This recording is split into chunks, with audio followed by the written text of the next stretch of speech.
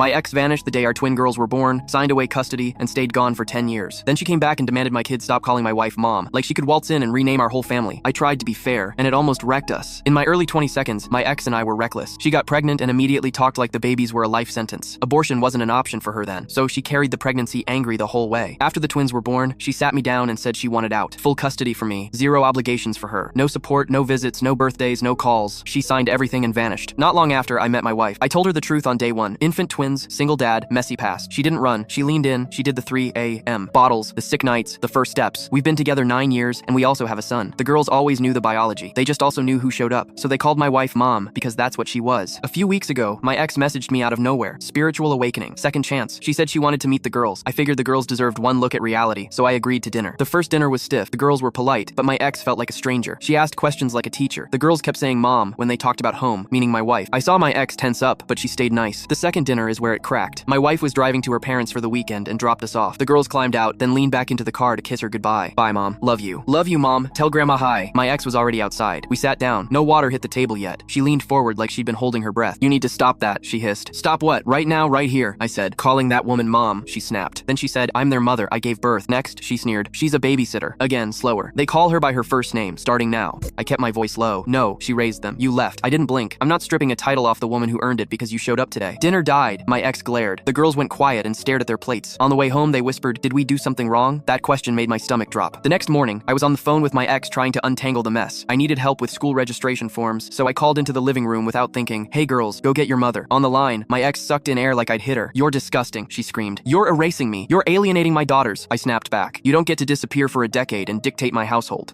She hung up. Then her family showed up in my phone. Mom, sister, random relatives. They threw around words like alienation and rights, like they'd been here the whole time. None of them checked on the girls for 10 years. But now they were loud. That night, after the kids were asleep, my wife and I sat in the kitchen. I kept talking about being fair and avoiding court. She listened, then said, calm. This is hurting the girls. She wasn't defending a title. She was defending their stability. So we canceled the third dinner. I told my ex we were stepping back because the girls were uncomfortable and the tension was confusing them. She cried, then turned cold. They'll hate you someday when they learn you kept them from their real mother, she said. I said, if you want a relationship, it's on their terms, not yours. 2 days later, her lawyer sent an email. My lawyer replied fast. She voluntarily gave up custody and she can't force titles or house rules. That weight finally moved. Her family got nastier when they realized she had no leverage. They called my wife a thief. They accused us of stealing children. I blocked them all. 10 years of silence. Then a mob the second my ex wanted something. Finally, I sat with my daughters and listened. One said, it feels like she wants us to be different people. The other said, I don't like how mad she gets when we talk about Mom. Then both of them said it simple and certain. We're not stopping. Mom is Mom. So that's where we are. No more dinners. My ex still pops up, bouncing between guilt and rage. My girls are calm again, back to being kids instead of actors in her redemption arc. You can't alienate a ghost. You can only protect the life your children already have. That's my job.